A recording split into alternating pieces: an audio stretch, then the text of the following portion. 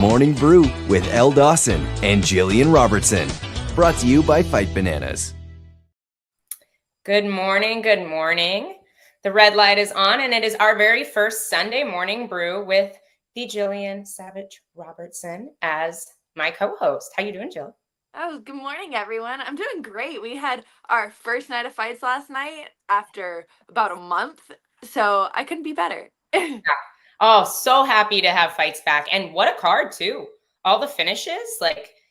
Oh, yeah, no, it was an impressive card from top to bottom, honestly. And, yeah, it is a great night just to bring it all back. Yeah, no, 100%. What a way to kick off the year. Huge finish. Fatima Klein in your weight class. I've been a fan of hers for a while. She actually fought a teammate of mine. She's the only person to beat that teammate of mine before she was in the UFC. And she's always kind of been on my radar. Also big Erin Blanchfield fan, as always. You know, you're a grappler too. I feel like you get it. Big Erin Blanchfield fan. So I picked up Fatima Klein when I realized she was training with Erin up there in the New York area. But did she pop onto your radar after last night?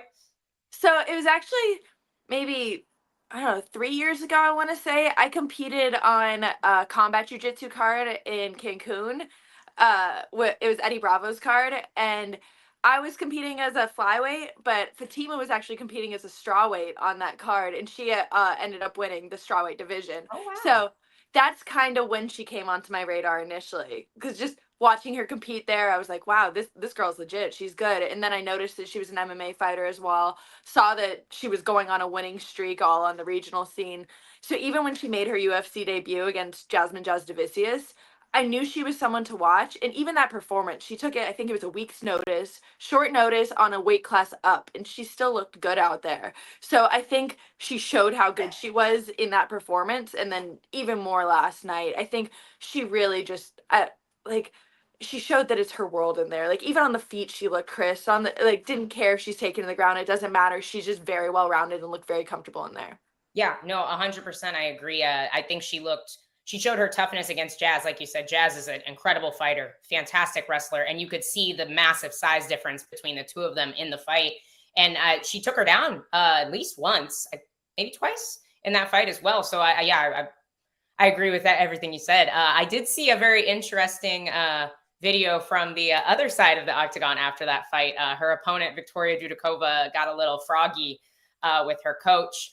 I obviously understand the frustration. If you guys haven't seen the video circulating, she her coach kind of tried to pat her on the back, and she shoved him off and was like, I don't know what she was saying. Slapped him. Impression, kind of smacked him. And I was like, oh, yeah. So just I'm not sure if they have a different family dynamic, or if he's just her coach. I honestly don't know too much about their relationship, but either way, it was a little bit shocking to see. You don't usually see that. I don't think I would ever dream of doing that to my coach, no matter how frustrated I am.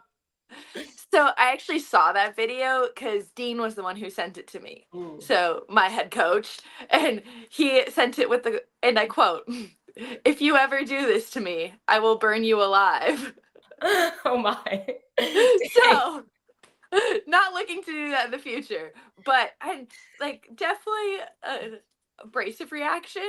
I will say I don't really understand her game plan going into that fight, so maybe it is some frustration there, because she was first and second round so determined to get the takedown on a well-known grappler like Fatima. It just seems like, I don't know, and even after the first round, she went out there, got the takedown, kind of got out grappled a little bit, ended up on bottom in the end of the first round. It's like, what motivates you to first thing in the second round go out there and shoot again? Yeah. And I understand, if you're Grant, for example, or you, for example, with the level of grappling that you guys have, your game plan's generally always going to be the same. But I feel like if you are a well-rounded fighter, which I do feel like Dudakova is, I almost feel like she flipped a 180. She got out wrestled in her past fights. And so she's like, okay, I'm only going to wrestle now. I'm like, that doesn't really make a lot of logical sense, you know? Yeah, no, it just, like I said, it seemed like a weird game plan as a whole for me facing someone like Fatima. It's not something I wouldn't be trying to just like go in there, take her down if I'm getting out grappled on the ground. You know, it's like I'm not gonna try to force that. I'm probably gonna try to mix it up a little bit. Yeah, no, I 100% agree. Yeah, it was a very, very strange to see. I, while we're on that subject, I was going to wait a little bit to talk about the main event, but I didn't love Amanda Hebus's game plan either.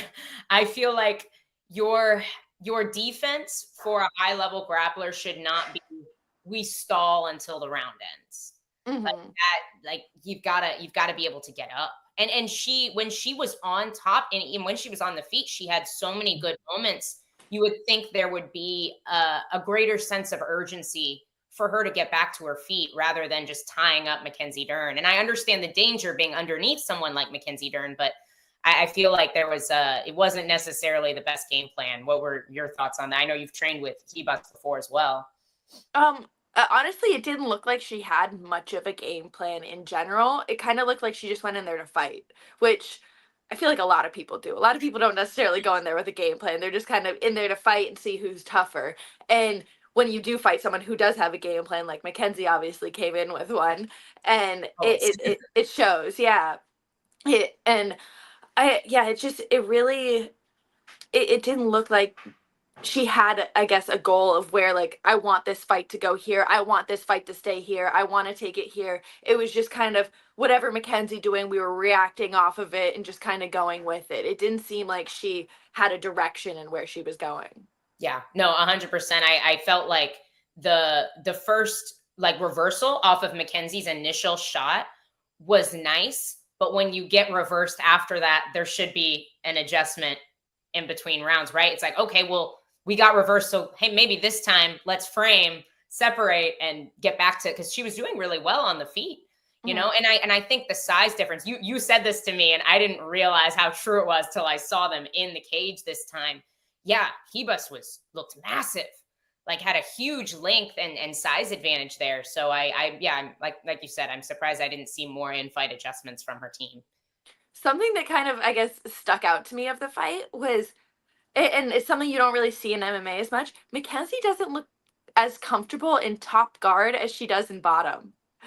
Um, the second she hits her back, she's looking for attack. She's going for like she's aggressive off of her back. Yeah, But it seems like on top, she just kind of like stalled it out, didn't really know what to do, was kind of scared to move. It almost looked like, and I just found that funny. I'm like, you don't really see that in MMA much. Just seeing somebody who would is more comfortable in like I guess what can be considered a worse position. right. Yeah, and you could see the difference between Hebus being on bottom versus Mackenzie, like you said, like the immediate reaction to, oh, I'm getting like complete perpendicular angle. I'm going to be attacking this arm as soon as we hit the mat. I do wonder how much of that was Mackenzie on top. Maybe it was a little bit of her jujitsu background because you're always like somehow, this is why I can't stand sport jujitsu. Somehow you can be on top guard and nothing can happen, and somehow you lose by an advantage in jujitsu rules. So maybe it's that constant, like, oh, I have to pass, I have to pass, I have to pass, kind of just ingrained Mhm. in your mind. But also, I wonder if some of that was just Hebus being like, all right, I'm gonna hook your arm and your head, and we're just not gonna move because I have no other way to defend and get up, Mhm. other than hoping the ref stands us up. So I wonder how Yeah, much of that. no, I agree with you on that. I do think, like, obviously, Hebus needs to do more offensively, and well, like, I guess defensively to get up. But offensively, I think as a grappler, it's so important to work hand fighting, work getting off your punches, working being able to do damage when you are in those top positions. And it's like that's just an element of Mackenzie's game that it doesn't seem like she's necessarily evolved yet. Where obviously we've always known her for her jujitsu game. Right. No, it makes sense. And I think you'll probably agree on this. I love being in top guard. Like from an MMA perspective, I think it's one of the best places to do ground and pound. I think there's little danger. Like I haven't been armed. Like obviously it happens. You get arm barred. Like people can arm bar you off your back, but I think you'll agree it's a lower percentage submission than being on top and getting rear naked chokes and whatnot. So I like that position. I almost prefer it to passing sometimes. So it I is interesting. No, 100%. I'm either in top guard or half guard. I'm never trying to pass or like mount, obviously. Mount's ideal. But uh it like my goal is never to try to pass. It's like that's such a mindset that's created from you get 2 points or 3 points when you pass. Yeah. So that's why we're working to pass, is so we can get those points on the board. But in MMA, it doesn't work like that. So it doesn't matter. Yeah. No, My 100%. light went out. You got dark for a second. Yeah. But we can still see you. You're not dark. But we gotta pull up Chris's comment. Chris, I think you're just biased because your name is Chris. Chris Curtis got a TKO loss instead of a decision loss. Like, you can't, he definitely didn't get screwed. Like, he wasn't winning that fight. However, you're back. He wasn't winning that fight. Like, Kopylov won the fight. You can argue that he might have made it to the bell, and he very well may have, but the ref's job is not to look at the clock. The ref should never be looking at the clock. His only job is the safety of those fighters. And if you're on all fours and you look out of it, personally, I don't think there's anything wrong with stopping that fight. No, I don't think there's anything wrong with it. I can see where Chris Curtis was upset. It was a weird stoppage. Like, it was weird how Kopylov just kind of walked away. That part didn't follow it up. Yeah. So it was just a weird stoppage. He definitely lost the fight. I heard his corner, which I guess you could make this argument of, he was arguing that Kopylov had 2 fouls in the first round and there was no point taken. So he was like arguing that with the ref. Well, you argue that after the first round, like, yeah. Wait until you're upset the fight got stopped. Yeah. So I'm like, I'm not upset that the fight ended like that, because it was going to, I feel like decision wise anyway, it was going that way regardless. It was a banger of a fight. And I think one of Chris Curtis's better performances I feel like so many times he just gets frozen here and gets stuck here, and this was the first time I was like, oh, he's really just letting go. He's just firing off. He wasn't just being so reserved as usual. Yeah. No, I think that's his biggest detriment, is he takes a while to get going and he doesn't throw a lot of volume. But yeah, we definitely didn't see that. And I think a well-earned $50K bonus, like, guy still cashed that check. So I'm happy for him that he, at least got that bonus. Yeah, exactly. Yeah. No, what else stood out to you on the card? I mean, there were so many. Curtis taking lessons from training with Strickland. They definitely have some similarities. Like, they both kind of hide behind that Philly shell, and honestly, I don't hate that. I think it keeps them from getting hit clean a whole lot, I was gonna say, they used to be like, I remember, like, really good training partners, like really good friends even. But I want to say that there was a little bit of falling out there. Is it? Oh, yeah. I want to say it was pretty public on Twitter. I see, and this is my problem, is I never ever get on. What is it? It's X now. I never get on X. So I miss all the beef that goes on. I just see, like, the Instagram posts of the X posts, and then I'll be like, oh, what happened? What happened here? Yeah. We had a very interesting little moment. I guess Khabib got kicked off a plane. I kind of watched it. So what I understand, I did some digging. From what I understand, he was seated in an exit row, and the flight attendant felt like his English wasn't good enough to be able to take direction in the event that there was an emergency, which I kind of understand. My immediate reaction was, we've heard him speak English. He speaks fine English. And then I remember that he's been back in Dagestan for 3 years. And if you don't use it, you lose it. So maybe it's not as good as it used to be, type of thing. But yeah, it was interesting. And so he argued with them and they removed him from the plane. So yeah, it seems like a very weird situation, honestly. He even was saying in the video, he's like, I'm fine to help. Why can't you let me sit here? Like, he's speaking and clearing to the lady. So it's like they're having a conversation, right? Yeah, it's like, if that's the situation, I don't know. It seemed very weird to me. I almost feel like Khabib was in the right versus the airline more. Like, it seems like they were doing something almost egregious. It seemed a little excessive to you. Yeah, no, I'm kind of with you. I was like, like, I'm trying to see it from their perspective, but, like, he's having a conversation with her. It seems a little much, but yeah. Also, like, I probably wouldn't, if they were like, hey, we're more comfortable with somebody else in the exit row, I'd probably just move. Yeah. Like, I probably wouldn't. He was like, no, you can remove me from the plane. I was like, ooh. Would not want to be the security guard that day, I will say. Oh my gosh, I know, right? Getting double I legged. wish we got to see that part of the video. Like, how did that go down? Yeah, exactly. But I don't know. Sorry. I digress. We can go back. We got to go back to UFC Vegas 101 because there was a lot more. Obviously we had big strawweight main event. So many finishes. We had, Soriano, 31 seconds against Uros Medic. He's one of those guys that just shines as the underdog. It's funny because like watching the first 30 seconds of that fight, Euros looks so composed and Puna almost seems like wild and aggressive. And obviously worked out for I feel like, and then later in the night you see it was Almeida. Hassan. It's almost the same dynamic, but the opposite thing happened. Where it was like one was very composed and the other one was aggressive, throwing bombs. And he dropped him first too, but he ended up getting it knocked out at the end. It's just like, which is the best approach? And like this is the fight IQ of grappling, in my opinion. Like you have the grappling position, you're riding.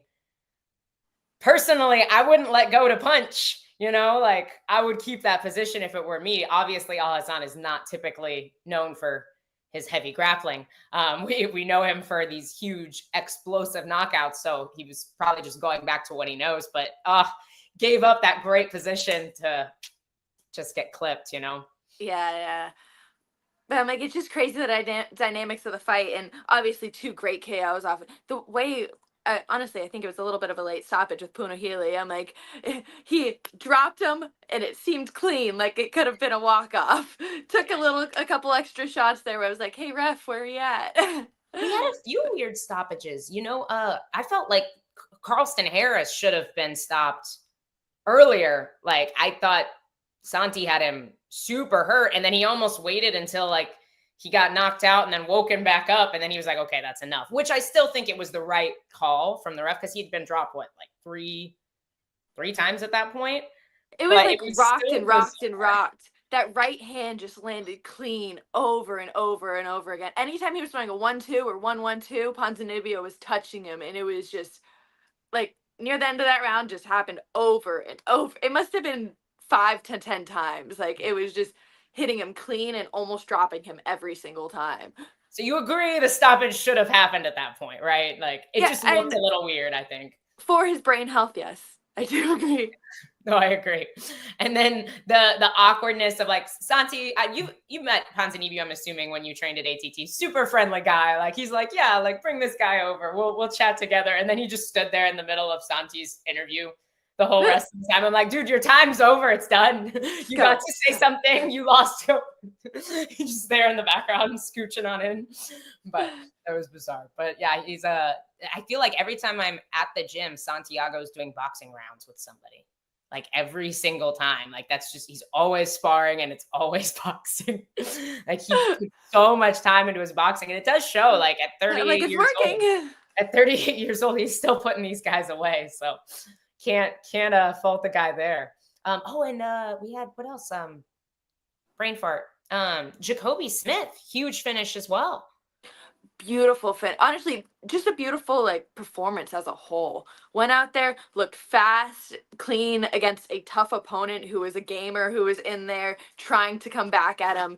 And the way he threw that right hand left hook, I don't think there's like anything cleaner than that we saw last night. Just it looked like he was like drilling his right hand, just like practicing it. It was perfectly thrown.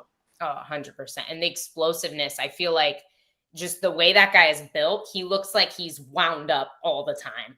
Like he just looks like he carries that power and denseness to him. And especially with somebody who we look at and we're like, oh, this wrestling credentials are just incredible, to go out and put out a statement like that. So Jacoby Smith, come on our show. Come talk to us. We want to talk to you, bud. Incredible debut. Him and Punahele, I was surprised didn't get the 50K. Yeah. I'm like, those were both very good performances, very good knockouts, and I'm surprised Dan overlooked those. Yeah. I guess it's like it typically does go to the main card guys if there's a lot of finishes. Is I get it, but I also don't, because like I remember when Grant won his first bonus, it changed our lives. Like we had nothing. We had no money. We lived in a shithole. Like $50,000 completely transformed our lives at that point, you know? And so it's like if he gets a bonus now, it's like it's still awesome, but it's not nearly as life-changing as it is for those guys earlier on the card, you know, and Yeah, exactly. Yeah, it's like whenever they had the UFC 300 giving the 300K to all people. It was like everybody on the card is like, do they really need the 300 though? You know, they're getting a good paycheck anyway. These guys are already making millions. Like, yeah, save that for another card, you know, when we need it. I agree. Give it to the poor kids. But I feel like with the debuts too, they're not padding these guys anymore. Like they used to focus on a young prospect, especially the Contender Series guys. They really focused on them for a while, and they would tend to build them early in their careers. I feel like the UFC is like, we have so much talent now, you sink or you swim. Like Jacoby Smith did not have an easy debut. Austin Bashi, they threw him into deep waters for his debut, and he's 9-0 and highly touted prospect. And I do think he's going to do very well. I think he lacks a little bit of experience, but I think if you put him up against a slightly less seasoned fighter than Christian Rodriguez for his debut, I think he does. I think he would have smashed him. But what a tough first fight. Why is Christian Rodriguez every like up and comers fight? I'm like, I was looking at he had Rosas, Cameron Simon, and now what's his name? Yeah, Bashi last night. And Isaac Dolgarian too, who was a Dana White looking for a fight guy who I trained with in Missouri. Phenomenal wrestler. And I do think Isaac won that fight, but it was crazy close. Like he's just the prospect killer. And I'm like, there's another thing that I gotta say about the prospects. There's gotta be something behind that curly hair. Because all the prospects I'm like Chase Hooper, Raul Rosas, Bashi, they all have the curly hair. There's something behind it. I feel like if Chase Hooper was a Pokemon, Austin Bashi would be the Pokemon that like evolves into Chase Hooper, and then Chase Hooper would evolve into Roman Kopylov. Yes, exactly. The 3 levels. The 3 levels of Pokemon. I don't know how Pokemon works. I just know they evolve. Speaking of Pokemon, I'm like, did you see Mackenzie Dern's daughter with her little Pokemon in the ring? She was so cute. What are your thoughts on do you want kids? And if you had kids, would you take them to your fights? The first one is I guess they're both, I don't know. Yeah, I don't really know. It depends, I guess, how my career goes, where I'm at in life. I'd say within the next 5 or 10 years, I'll make that decision if I want kids. I'm not 100% sold on no. I'm not 100% sold on yes. Fair enough. But if I would let them to come to my fights, that's such a touchy thing. Because it's like, I've seen kids in the front audience while their parents getting knocked out cold. And you're sitting there like, this is awkward. So I'm like, I don't know. It's such a touchy subject because do you want to expose them to something like that violent happening to their parent at such a young age? Yeah, I'm with you. I'm so torn on this. I don't know what we'll do when we have kids because I saw a guy, it was a regional show. He was actually fighting Isaac Dolgarian and he got the absolute piss beat out of him, and his blood was like splattering like out of the cage and his kid was in the corner. Yeah, just like screaming and sobbing. And I'm like, oh my gosh, why are you here? Like, and it was like, I understand with age too, like maybe 11 or 12, like you can understand like mom or dad's okay. Like it's just a sport, but this kid looked quite a bit younger than that, like maybe 7 or 8 years old. And it just didn't sit right with me. I was like, I don't know if I could do that. Definitely not cage side, like maybe up in the audience somewhere, but not right by the cage for me. That's it. Yeah, I definitely not, especially like in a situation like that, like blood split. You don't know what's going to happen. That's the thing. I'm like, you can go in there as confident as anything saying, I'm going to KO this dude. And then you have your blood splattering all over the cage now and your kid has to watch that. So I'm like, I don't know. I think, like you said, maybe a little bit older, but keep them away at first. Or even no blood, but Abdul Razak Al Hassan. What a scary knockout. Like he couldn't get I feel like they shouldn't have even put him on the stool. Like they put him up on the stool and he kept like falling over. Like even after they knocked him out, they cut the camera back to him, and I'm like, why is the cameraman doing this? Like, we don't need to see that right now. Move on. Yeah. But at the same time, I'm like, I want to know, is he okay? Yeah. Can I look? I'm a little bit nosy, and I'm also worried. Yeah. See what's going on. But oh man, the EV plush can't go wrong. Sean Sterling, yes, it was very cute. Thank you for naming the Pokemon for us. As you can see, we are not Pokemon people. Too much. The final evolution is Ben Askren. I missed all these comments, and I'm kind of disappointed because that's amazing. Final evolution is Ben Askren. It is. You're 100% right. Actually, will be like Chase Hooper in a couple years. He will look amazing. I agree. He's just going to evolve and get better. He had a couple, I think, like just not necessarily making I don't even want to say that he didn't make the right decisions because Kristen Rodriguez's scrambling and fight IQ is just so good. I think Bashi just needs to expand his game. He just looked like a college wrestler to me. It was just like shot. Like, you need to work on your striking, work on your striking for wrestling. So like mix it together, like mixing your shots with your wrestling, mixing your jiu-jitsu with your wrestling. Obviously your wrestling is always going to be your strong point, but just make yourself more of a rounded mixed martial artist, because I really think that's where Christian shined. That's where he looked good. He went for like a guillotine attempt, was coming up with strikes, was looking like a well-rounded mixed martial artist in there. Yeah, always. Like, I'm just, when are they going to throw this guy a bone? Like, I feel like he takes on all their toughest prospects and beats them, But I think I agree with what you're saying here, Carlos. Like, a lot of room for growth. Like, he definitely, he has it in him. Like you said, it's just, it's going to be time. He didn't look super comfortable on the feet quite yet, But there's honestly so much. Like, we've almost been talking for 30 minutes, which is normally the longest the show goes. I don't know what you have to do this morning. You let me know if you need to leave. But let's move on from UFC 101. I know we could talk about it over and over, but we had a couple other headlines we were going to touch on. Obviously some big news for PFL and the GFL. We have GFL losing $10 million worth of their funding right off the bat. So thoughts on that? I don't know where you're at with fighter pay and all that, but you take it, G.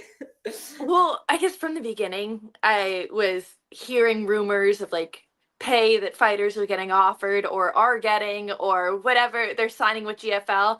And I'm just like, this sounds fishy.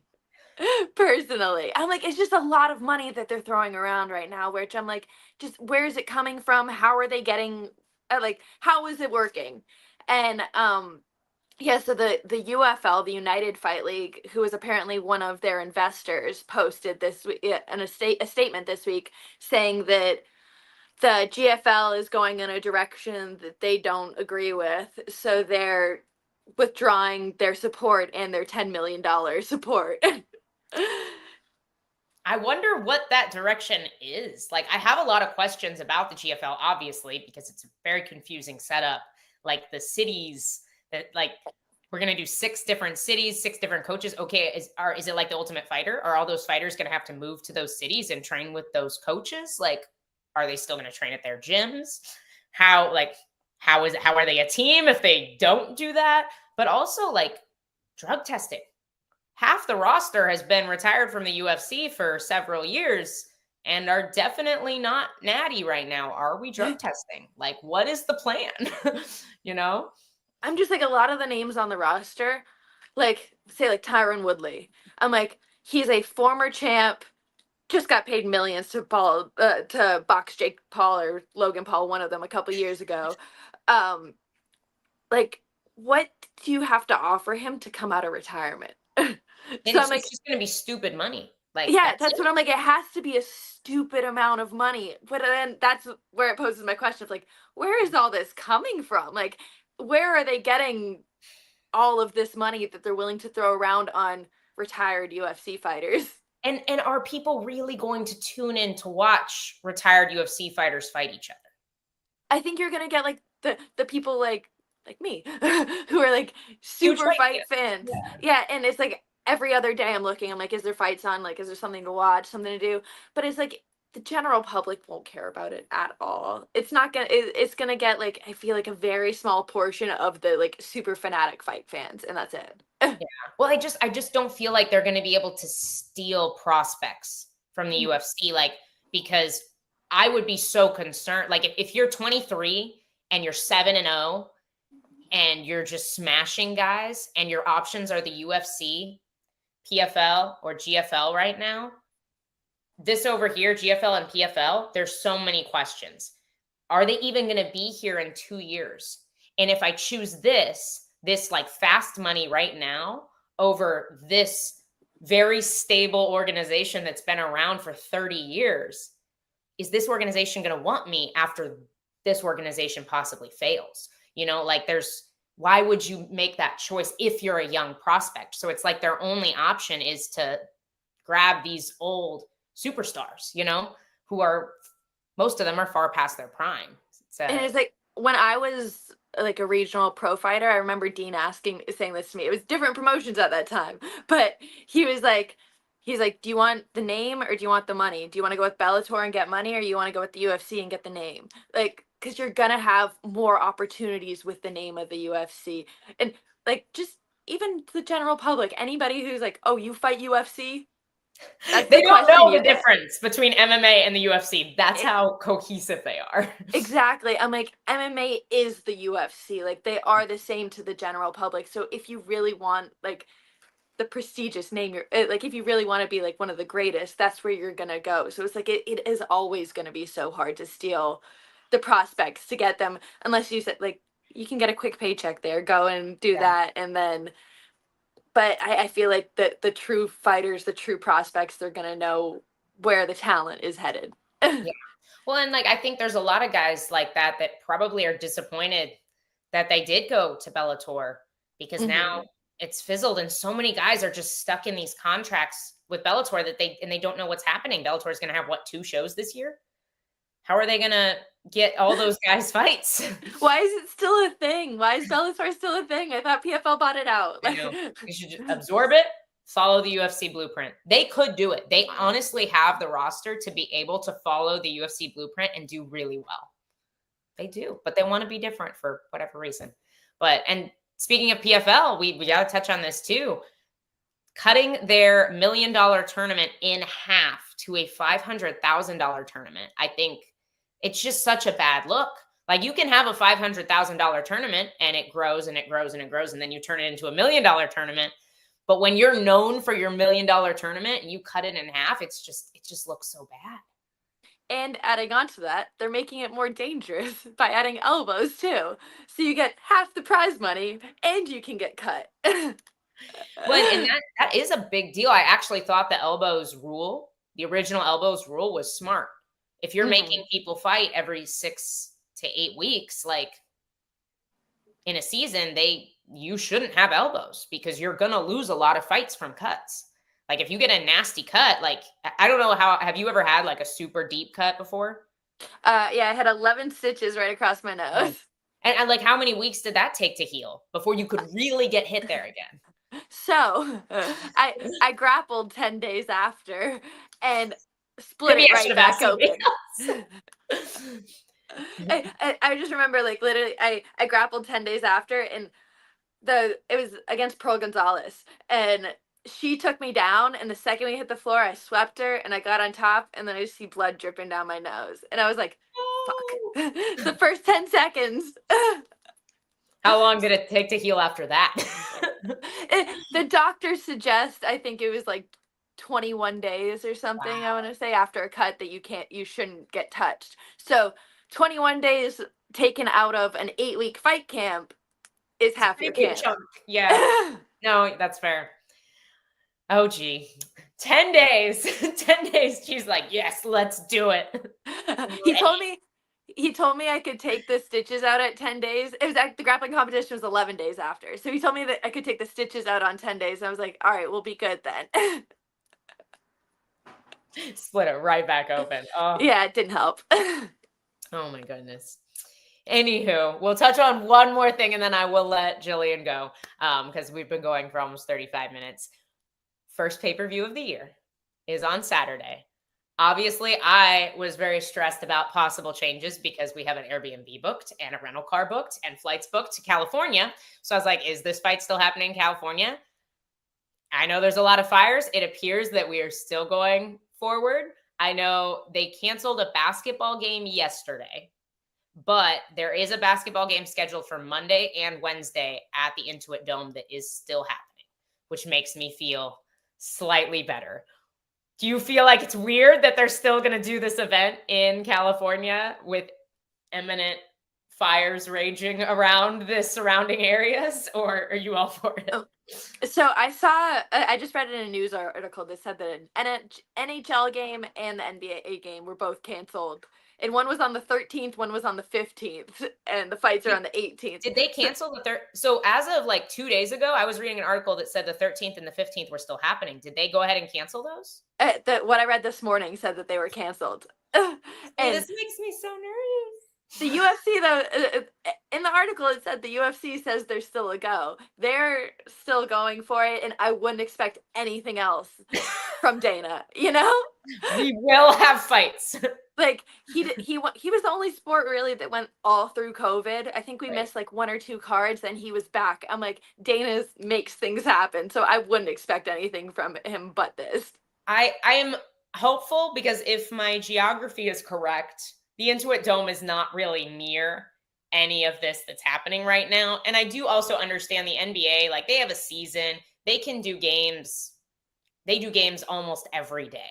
So it's probably pretty easy for them to just be like, hey, let's be sensitive to what's happening and push it back like another week. The UFC doesn't really have that same ability to just move. Like they can't be like, oh, well, the card's on Tuesday now. And ESPN's like, no, we have all this other stuff happening at that time, you know? So they don't really have as much freedom to move things around. So hopefully nothing changes. Although I will say this, even if we lost out on our Airbnb money, our rental car money, and our flights, I think we'd still save money fighting in Vegas and not getting taxed by the state of California. I'm pretty sure it would still be cheaper. That's fun, isn't it? Pretty sure Grant would still lose less money. Anyway. All right, guys, thank you for joining us. Sorry, I hit my tab button. It's wait, we got to hit this. Sean says it's mainly the smoke and being able to have cops and emergency services present for the pay-per-view. Okay. That makes sense. So hopefully that's something Dana can just shell some money out to, and we'll make it happen. But just thank you guys. Bring them all from Las Vegas. Yes. Yeah, bring the whole team in. Thank you guys so much for joining us. Our very first morning brew. I know it's a little crazy without Maddie organizing things. You guys will just have to settle for me. But thank you. We will be with you almost every Sunday. We might be here next Sunday. We'll see. Because I'm flying. I think you're doing something next Sunday too, right? I'm doing something Sunday after. Okay. That's Sunday after. Well, we will keep you guys posted on next Sunday. Also throughout this week, remember there is no live show on Tuesday. Dave and I are working on something else, but we are both traveling that day, so there will be no show Tuesday. There will be a show though. Do not fret. It'll happen. Stay tuned on the Facebook page and the Instagram, and we will let you know. Go subscribe to the YouTube. Love you guys. Have a fantastic week. Bye. Bye. Oh, I have to push the button. It's the Morning Brew with Elle Dawson and Gillian Robertson. Brought to you by Fight Bananas.